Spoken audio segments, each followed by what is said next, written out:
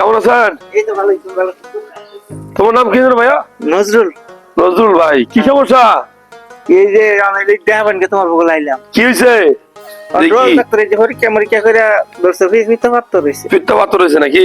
পরে মানে 1 মাসের ওষুধ দিছে। হ্যাঁ এই খাইলাম কোনো কিছু বুঝতে পারছি না, এইখানে করলাম তাহলে তোমার নাকি একটু পরামর্শ করে দেখি। হ্যাঁ, দেখি ভাই কি কোনটা।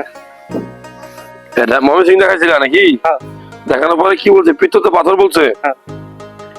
পাথর বলছে, আল্ট্রাসাউন্ড নাকি? কি সমস্যা কি হবে রে? মানে খালি যে খালি বেদনা করে। এই জায়গায় ব্যথা করে নাকি? বলে নাই যে অপারেশন লাগবে? না কইছে কয় ওষুধ খাইলে হেঁটে যাবো। হেরে যাবো? হ্যাঁ। এরপর আল্ট্রাসাউন্ড করছি না? আল্ট্রাসাউন্ড তো সেই সময় করছি, পরে আর করি নাই তো। ওষুধ খাওয়ার পরে করছো? না।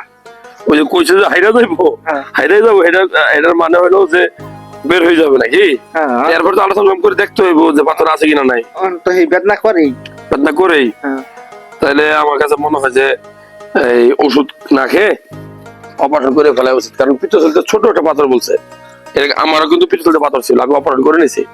এখন অপারেশন কিন্তু কাইটা করে না, এখন করে ফোটা করে। এটা ল্যাপারোস্কোপিক সার্জারি বলে, হ্যাঁ, ল্যাপকল। তো সেটা করে ফেলে তো ভালো হয়।